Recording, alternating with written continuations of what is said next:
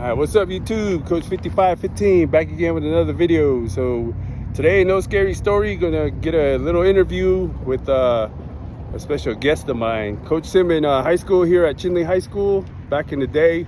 He'll probably tell you when he graduated. Bought a shirt from him. He has his own shirt company going on. So I'll ask him some questions, and he's into the hip-hop game. So those of you that are trying to get into the game, this is a good person to learn from, because he's done it since he was in high school. Yeah. He goofing around on the football field. Used to get mad at him and with what was his name? Weston or Micah? No, it was West too, and Micah. Micah Chapin. He used to mess around on the field, and he used to get mad at them. And so here we go. Yeah, what's up, guys? Nataanii Means. I grew up here in Chinle. Like Coach Lenny said, he coached me in high school over here at this field. I graduated in 2009. It's 2022 now, so that's like, what, 13 years ago. Fuck, I feel fucking old. but yeah, so I graduated from here. I went to school at a tribal art school, tribal college in Santa Fe, New Mexico, called Institute of American Indian Arts.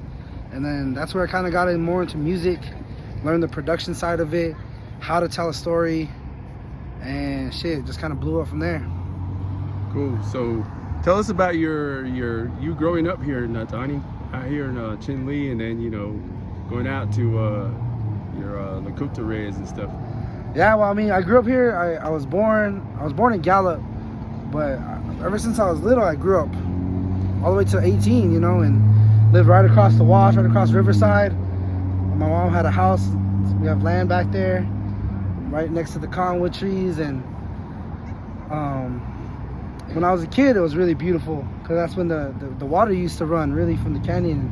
My family, we used to plant corn and other vegetables and stuff. So my grandpa, my grandma, they would irrigate. So that's what I remember Chinle as a kid. It was really green, really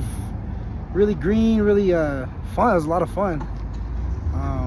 As I grew up, it was, you grow up, you get into more of other groups, and you start seeing different things. And I think around when I was a teenager, that's when the meth was really bad, and Navajo Nation didn't have a law against meth yet.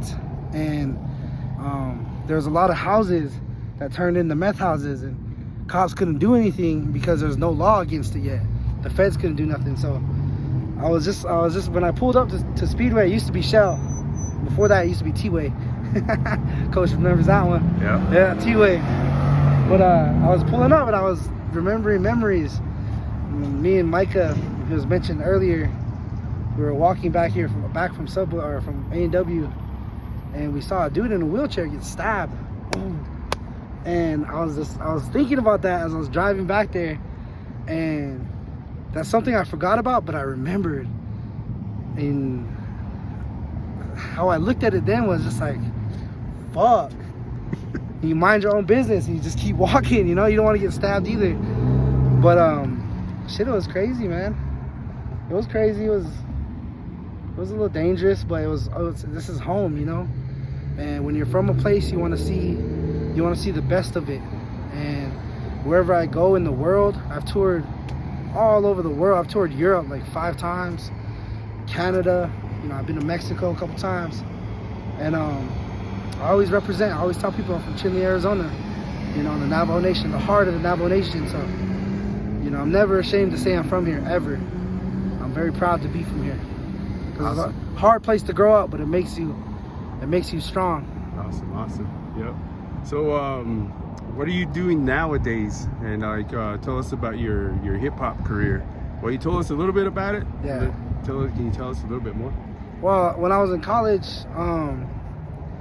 my father passed away, and at that point, I kind of stopped going. Like I lost interest in what I was doing in college, which was filmmaking, and I kind of took a year off. And in that year, I was recording music at my friend's house. And I would just put out songs here and there. My brother Tatanka, he told me, he said, "Why don't you put out an album?" And in my mind, I was like, who the fuck wants to listen to me? You know, like, I'm just doing this for fun, like putting it out on YouTube or on SoundCloud, on Facebook here and there. And he was very vigilant, and he's very focused.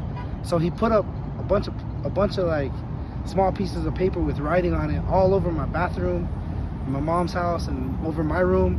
So when I came from college, there was all these little notes, and it was said, finish your album, get working, work hard, you know, be first. And you know, it's just like, you know, once you start seeing that kind of visual stimulation, you start to feel it. So I was like, well, fuck, all right, I'll get an album together. So I worked hard on songs, got an album together, labeled it Two Worlds, and I released it. And it went all over the world, man. And you know, it got me the attention of MTV, and they ended up doing a special on me called Rebel Music, Native America.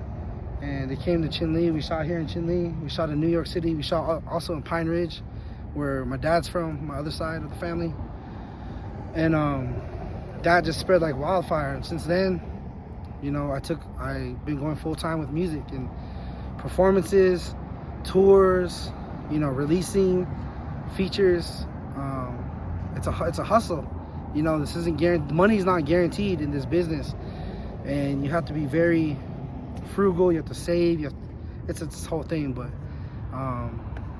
you know, music's my passion. I love it, and it's what's keeping me alive. Cool. So you know, I see on your Instagram that you were down with the Dapple, you know, all the Native American rights stuff like your dad used to do. It seems like you picked it up from what he did with his work. Yeah. And you know, I appreciate that, and I told you that over Instagram. You know, there's not many people that would do that. You know, you shed blood for Native Americans just like your dad did. Yeah. And can you tell me what it was like to grow up, you know, being Russell Means' son? Shit, I mean, you know, I didn't notice anything different. I think people always ask me, like, what was it like to be Russell Means' son? And to me, it wasn't nothing, you know, like he was my father. That's just the side I've seen of him. He's very loving, he's very giving. He worked hard to see us, worked hard to provide for us. That's the side I got to see. When I got older, he would start to talk to me in certain ways as a man. He would start to talk to me as a man, and he would start repeating things and teachings, old teachings he learned from the old people, things he learned about indigenous rights that he fought for in the 70s. And he would be repetitive in teaching me these things. And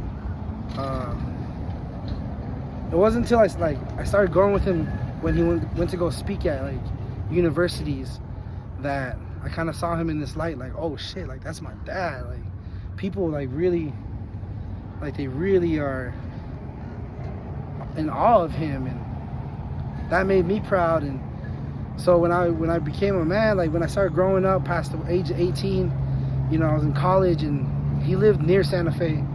You know, we would have, you know, these conversations that I noticed were different because I grew up. And he would talk to me and he would tell me, you know, like, when I leave this world, I want you to continue my work. You know, I never really understood what he meant by that. And I still am trying to figure it out, but he made me so proud to be who I am. It made me proud to be his son and be proud of what he's done for American Indians, that when he passed away, it did make me want to like pick up where he left off. And I don't see it as me being forced to represent him or be forced to be in these movements, but I just do it because I love my people. He instilled that love into me, the love for the people, the love for the land, and I saw him fight. I've seen him get arrested. You know, he's had assassination attempts, thrown in prison, all of these things that he went through. So I want to make him proud. You know, I want to be able to walk into that next life, and I want those old warriors that fought to be able to just shake my hand and be like, we recognize you. You did your best. That's what I want to fight for. That's what I want to feel in the next life. You know, I want to be able to make them proud. So that's what I do it for, really. You know, and yeah. Man, it's awesome. Good to hear, Nataanii. Yeah. Do you have any words of like encouragement or any words of advice for the youth? You know, if they're trying to get into the hip hop game or like even doing the merch and try to follow what you're doing. Do you have any words of advice for them? Yeah, it's like, man, you just gotta hustle. You gotta hustle. It's not gonna come easy. Just like anything in life, nothing comes easy. It's not just gonna fall into your lap. You have to put yourself out there. You do have to sell yourself. You do have to market yourself. When I say sell yourself, I mean market yourself. Learn how to brand. Learn how to brand your name, your words, and appeal to an audience. Who's your audience? It's good for us because we're native. When we have an audience, we have a people, you know what I'm saying? We have a scene.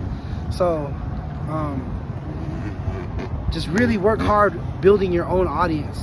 That's what I gotta say to that. And what was that? Oh, dirt bikes. I thought someone was farting around back there. But no, so yeah, just find your rhythm in it. You know, it might not happen for you like other artists where one song blows up. You know what I'm saying? It's not gonna happen like that sometimes. Maybe it will. I hope it does. But don't get discouraged, man, because making music is like a release. You know, it's like working out. It's gets a lot off your chest, you know. So if it's healing for you, just keep doing it. I always say I'm gonna keep making music even if no one's listening, because I make music for myself. Awesome. Well, thank you, Nataanii. Taking your time out. Meeting me. We've been trying to get this even before COVID started. Yeah. So it took us a few years, but thank you very much, bro. Yeah, man. Appreciate what you're doing for the natives and just for the minorities in general. Yeah, man. I appreciate it, man. I seen the interview on the Breakfast Club, and not a lot of people see it from the native point of view. Yep. I'm glad you did that, and in New York City, and it's on YouTube and stuff. So yeah, you guys check that out. Yeah, check out YouTube. Nataanii's on YouTube. He's been doing YouTube before us. You'll see him being stopped in front of Chevron when I was coaching him. I didn't know that. Oh, did you see that video? Yeah. That's an old video, man. Yeah. So just check out your merch. So yeah, man. So Nataanii has some merch going right now. This is what he has on his website. NataaniiMeans.com, is that what it is? NataaniiMeans.net. NataaniiMeans.net. So this is Resist. This is a picture of me masked up with a mask that says Resist on it. And just 4 different designs on the front. And then hoodie right here. These are the hoodies I just released. I'm gonna re-release these probably in a different look. This is one of the OG AIM logos that's hardly ever used anymore. I don't know why. It's really good. Oh yeah. So I wanted to bring it back and kind of honor it. On the back it says Resist. Same design. There you go. Yep. Looks like wherever you turn, Nataanii's gonna be keeping one eye on yeah, you. one eye. But yeah, follow me on Instagram. Check me out on Facebook. I'm on all platforms of media for music. And just keep sharing, keep listening. Watch me on YouTube. I just released a video a couple months ago. Yeah. Just check that out. You're all hurting. My hurt video. All right. Yeah, man. So I enjoy listening to Nataanii's music when I'm working out, when I'm driving. It's good. It's good actually. Yeah. I've been into music too, and I don't just listen to it. Back in the days in college, we used to have roommates who used to have turntables, and we used to yeah. So thank you again, Nataanii. Those of you that are going to be watching this, thank you for watching it. Some good words from Nataanii. Homegrown kid from the Res. Yeah. The central part of the Res, right there is where he went to school. Boom, Chinle Wildcats, baby. Yep. So all day. Only ones on Netflix. So thank you for watching. Thank you for subscribing. Nataanii Means. Check him out. Later, guys.